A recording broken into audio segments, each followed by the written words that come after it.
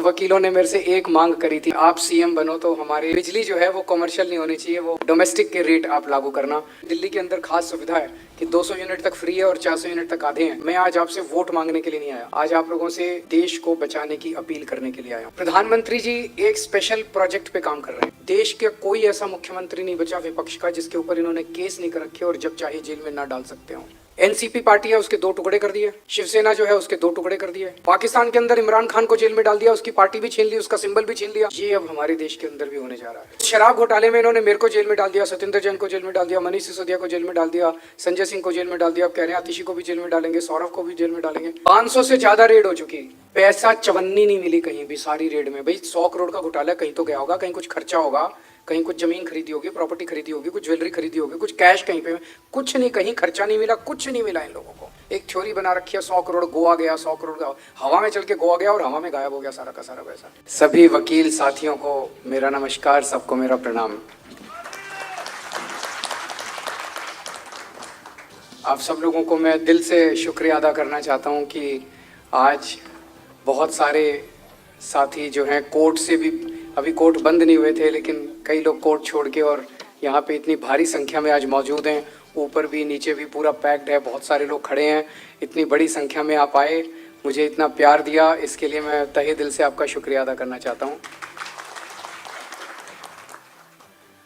मुझे याद है जब हमने पार्टी बनाई थी, दूसरा चुनाव जब हुआ था, पहले तो हम 2013 में 49 दिन की सरकार बनी थी।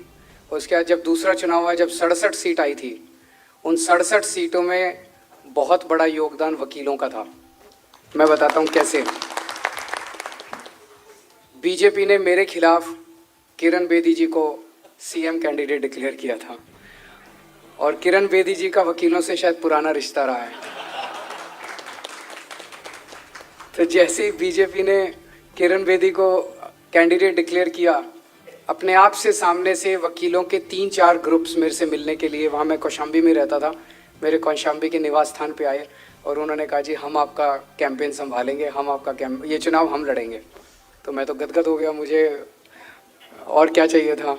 तो वकीलों ने ग्रुप्स बनाए, हर कोर्ट के अंदर ग्रुप्स बनाए, कैंपेनिंग की। केवल वकीलों के अंदर नहीं की, वकील समाज के साथ बहुत इंटरेक्ट करते हैं, अपने क्लाइंट्स के थ्रू और 10 चीज़ों के 10 लोगों के थ्रू समाज के कई अलग अलग उसमें भागीदारी भी करते हैं अलग अलग संस्थाओं में। तो वकीलों ने ठान ली कि इस बार किरण बेदी को हराना है, तो बाय प्रोडक्ट था कि मैं भी जीत गया। तब से आप लोगों से रिश्ता है। उसी वक्त वकीलों ने मेरे से एक मांग करी थी जब पहला चुनाव था कि आप सीएम बनो तो हमारे चेम्बर्स की बिजली जो है वो कमर्शियल नहीं होनी चाहिए, वो डोमेस्टिक के रेट आप लागू करना। तो मैंने बनते ही कुछ दिनों के अंदर उसको डोमेस्टिक कर दिया। और चूंकि डोमेस्टिक में दिल्ली के अंदर खास सुविधा है कि 200 यूनिट तक फ्री है और 400 यूनिट तक आधे हैं, वो आप सब लोगों को अब उसके अंदर वो फैसिलिटी मिल रही है। तो दिल्ली पहला राज्य पूरे देश में बना जहाँ पे बिजली का रेट जो है आपका वो कमर्शियल नहीं है, वो डोमेस्टिक है। फिर वो रिश्ता और गाढ़ा होता चला गया हम लोगों का, हमारी मुलाकातें होती गई। वो शुरुआत वहाँ से हुई थी, मैंने बताया कि शुरुआत वहाँ से हुई, लेकिन उसके बाद बहुत अच्छे रिश्ते होते गए वकीलों के साथ।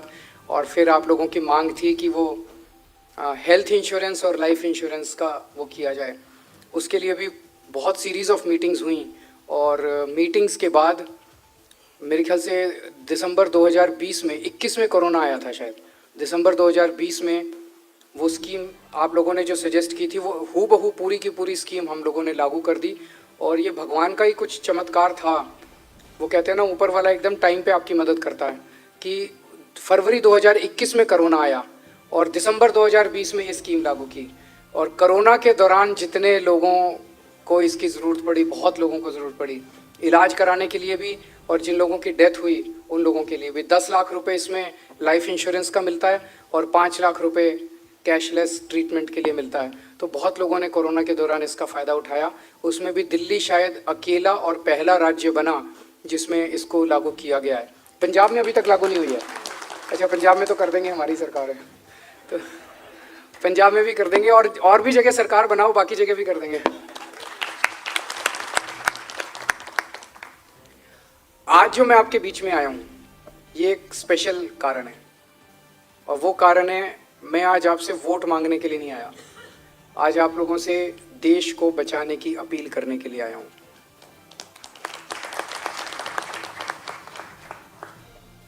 आज हमारे देश के अंदर जो चल रहा है वो अच्छा नहीं है और बहुत खतरनाक है। जो मेरे साथ हुआ वो एक संदेश दिया गया है कि केजरीवाल को गिरफ्तार कर सकते हैं, अगर हम इसको चुनाव के बीच में गिरफ्तार कर सकते हैं तो फिर किसी को भी कर सकते हैं हम लोग। ये संदेश पूरे देश के सारे विपक्ष को, सबको, बड़े बड़े नेताओं को, सबको दे दिया गया है। प्रधानमंत्री जी एक स्पेशल प्रोजेक्ट पे काम कर रहे हैं और उसका नाम है वन नेशन वन लीडर, कि इस देश में अब एक ही नेता होगा, प्रधानमंत्री जी, उसके अलावा कोई नेता नहीं होगा। और उसके दो पार्ट्स हैं उस प्रोजेक्ट के। एक है विपक्ष में जितने नेता हैं उनको एक एक करके जेल में डाल दिया जाए। जो जो नेता उनके अनुसार नहीं चलते, जो उनके अनुसार चलते हैं, उनके कहे में चलते हैं, उनको बख्श दिया जाएगा। लेकिन जो उनके अनुसार नहीं चलते, उनके खिलाफ बोलते हैं, उनके खिलाफ आवाज़ उठाते हैं, उनकी गलत नीतियों का विरोध करते हैं, उनको जेल में डाल दिया जाएगा। हेमंत सोरेन को जेल में डाल दिया, मेरे को जेल में डाल दिया, मनीष सिसोदिया को जेल में डाल दिया, सत्येंद्र जैन को जेल में डाल दिया, संजय सिंह को जेल में डाल दिया, उधर ममता दीदी के कई सारे मंत्रियों को जेल में डाला हुआ है, स्टैलिन साहब के कई मंत्रियों को जेल में डाला हुआ है, पिनराई विजयन के ऊपर कई केस कर रखे हैं, कभी भी किसी भी टाइम जेल में डाल सकते हैं, तेजस्वी यादव के ऊपर कई केस कर रखे हैं, उनको कभी भी जेल में डाल सकते हैं। देश का कोई ऐसा मुख्यमंत्री नहीं बचा विपक्ष का जिसके ऊपर इन्होंने केस नहीं कर रखे और जब चाहे जेल में ना डाल सकते हो, सबको जेल में डाल सकते हैं। एनसीपी पार्टी है, उसके दो टुकड़े कर दिए, शिवसेना जो है उसके दो टुकड़े कर दिए। तो जैसे रशिया के अंदर हुआ, रशिया में पुतिन जो है उसने क्या किया, सारे विपक्ष को या तो जेल में डाल दिया या मरवा दिया। आपने पढ़ा होगा, सबसे बड़ा जो विपक्ष का नेता था उसको मरवा दिया उन्होंने। तो जितने विपक्ष के नेता थे सबको या तो जेल में डाल दिया या मरवा दिया और फिर चुनाव करवाया। 87% वोट मिल गया पुतिन को। ऐसे ही बांग्लादेश में शेख हसीना ने सारे विपक्षी नेताओं को जेल में डाल दिया और राष्ट्रपति बनकर भारी बहुमत से जीत गई। पाकिस्तान के अंदर इमरान खान को जेल में डाल दिया, उसकी पार्टी भी छीन ली, उसका सिंबल भी छीन लिया, जीत गए। ये अब हमारे देश के अंदर भी होने जा रहा है।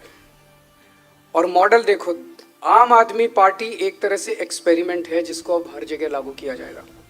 हमारी पार्टी को पूरा तरह से क्रश करने का इन्होंने प्लान बना लिया। एक कंप्लीटली फर्जी घोटाला लेके आए हैं, शराब घोटाला। उस शराब घोटाले में इन्होंने मेरे को जेल में डाल दिया, सत्येंद्र जैन को जेल में डाल दिया, मनीष सिसोदिया को जेल में डाल दिया, संजय सिंह को जेल में डाल दिया, अब कह रहे हैं आतिशी को भी जेल में डालेंगे, सौरभ को भी जेल में डालेंगे। 500 से ज्यादा रेड हो चुकी। कभी कहते हैं 100 करोड़ का घोटाला है, अभी पिछले हफ्ते जो चार्जशीट फाइल किया उसमें कह रहे हैं 1100 करोड़ का घोटाला है। कभी कुछ कह देते हैं, कभी कुछ।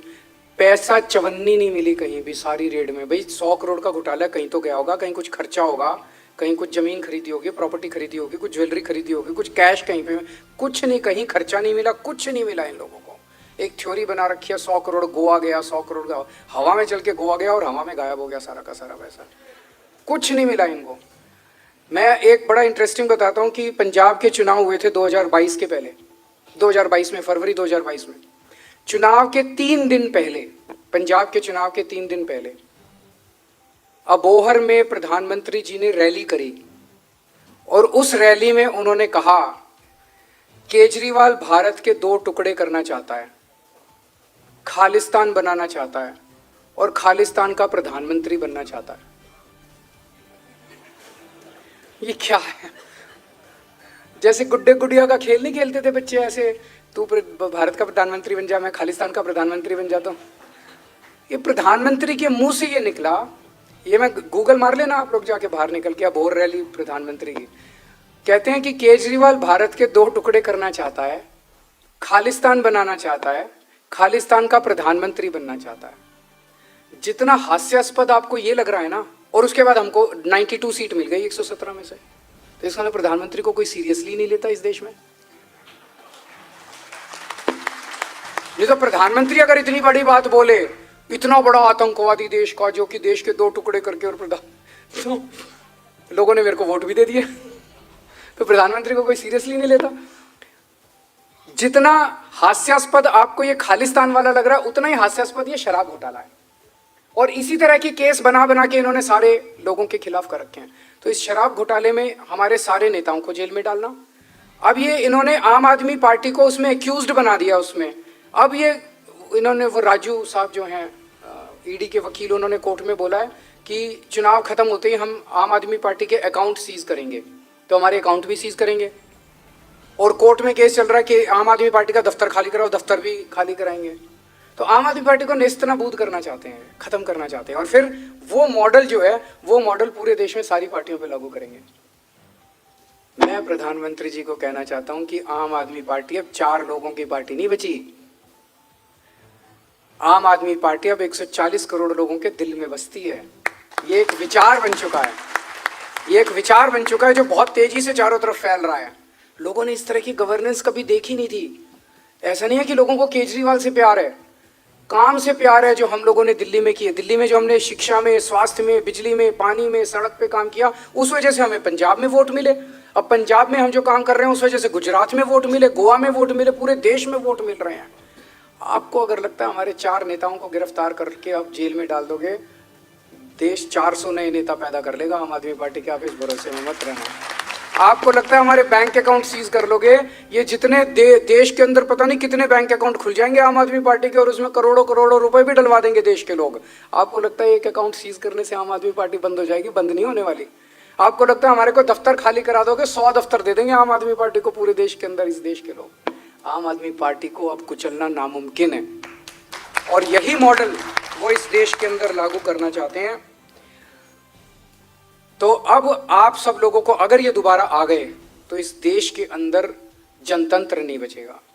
चुनाव या तो करवाएंगे ही नहीं, और अगर करवाएंगे तो वो पुतिन टाइप और बांग्लादेश टाइप और पाकिस्तान टाइप कराएंगे, जब सबको वो जेल में डाल के। और चुनाव, हिटलर ने भी यही किया था। अगर आपने हिटलर की वो जीवनी पढ़ी हो तो उसने भी आने के कुछ महीने के अंदर सारे, उसने एक जबरदस्ती आग लगवा दी अपने पार्लियामेंट के ऊपर, और जितने विपक्ष के नेता थे सबको उनको आग के केस में उन सबको जेल में डाल दिया, और फिर चुनाव कराया। 90% से ज़्यादा वोट आ गए हिटलर के। तो यही काम ये करने वाले हैं। आज मैं आपसे अपील करने के लिए आया हूँ कि इस देश को बचा लो। किसी भी हालत में हमें मोदी जी को इस बार दोबारा सरकार नहीं बनाने देनी। ऐसा नहीं कि मुझे कोई उनसे पर्सनल नफरत है, पर देश की बात है। आज़ादी का आंदोलन पढ़ो तो आप ही लोगों ने सबसे आगे बढ़ चढ़ के आज़ादी के आंदोलन में हिस्सा लिया था। वकीलों ने सबसे ज़्यादा, जो भी उठा के देख लो वकील ही थे। गांधी जी भी वकील थे, जवाहरलाल नेहरू भी वकील थे, मोतीलाल नेहरू भी वकील थे, बाबा साहब अम्बेडकर भी वकील थे। वकीलों ने ही संभाला था पूरा मोर्चा। ये मोर्चा भी आप, और केजरीवाल को सत्ता में लाने वाले भी आप ही लोग हैं। अब ये वाला देश को बचाने का ये वाला बीड़ा भी आप लोगों को उठाना पड़ेगा। कम टाइम रह गया, लेकिन इस कम टाइम में भी जो कुछ भी आप कर सकते हो, दिल्ली के अंदर भी प्रचार करने के लिए और देश भर में भी प्रचार करने के लिए जो कुछ भी आप कर सकते हो, आप सबको मैं निवेदन करता हूं कि आप सब लोग इसमें पार्टिसिपेट करें और ज़्यादा से ज़्यादा इसमें हिस्सा लें। अभी जो खबरें आ रही हैं चारों तरफ से, मैं अभी 21 दिन ही दिए हैं सुप्रीम कोर्ट ने मेरे को। 21 दिन में मैं रात दिन लगाऊँ, अभी जितनी इनकी सीटें कम कर सकता हूँ कर लूँ। तो मैं कुरुक्षेत्र गया, हरियाणा गया, पंजाब गया, बॉम्बे गया, भिवंडी गया, महाराष्ट्र गया, जमशेदपुर गया, लखनऊ गया इन दिनों में। और जो मेरा सेंस है कि इनका बहुमत नहीं आ रहा, और एक आखिरी धक्का मारने की ज़रूरत है। एक धक्का मार दिया तो शायद ये 200 के भी नीचे चले जाएंगे। बस एक ये नज़र भी रखने की ज़रूरत है, ये येन केन प्रकार कुछ भी करेंगे ये गड़बड़ सत्ता में बने रहने के लिए। तो ये वोटर टर्नआउट वाला जो अभी चल रहा है किस्सा आजकल, उसको लेके मैं काफ़ी चिंतित हूँ कि एक दिन इलेक्शन कमीशन कहता है 52% वोट पड़े, और 6 दिन बाद कहता नहीं ये 52% नहीं थे 62% थे, तो 10% कहाँ से बढ़ गए? तो उसके बारे में कोई ट्रांसपेरेंसी नहीं हो रही। कुछ आज एस वाई कुरैशी जो फॉर्मर इलेक्शन कमिश्नर थे, उनका इंटरव्यू सुन रहा था, वो कह रहे थे कि ये चिंताजनक है, ऐसा प्रोसीजर है नहीं। डेटा बोले आजकल तो टेक्नोलॉजी रियल टाइम डेटा आता है आजकल, तो बोले डेटा तो तुरंत बताया जा सकता है।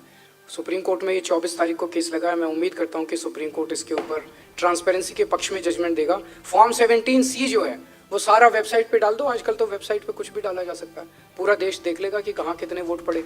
उसमें क्यों छुपाया जा रहा है? जब छुपाते हैं तो शक पैदा होता है, और जब शक पैदा होता है तो सिस्टम के ऊपर से फेथ खत्म होता है, और जब सिस्टम के ऊपर से फेथ खत्म होता है तो जनतंत्र सफर करता है। जनतंत्र विश्वास पे ही तो चलता है कि हमारी चुनी हुई सरकार है, हमें इसके ऊपर विश्वास है। तो आप लोगों ने जितनी डिमांड रखी है सारी पूरी करेंगे, सरकार बनवा दो पहले।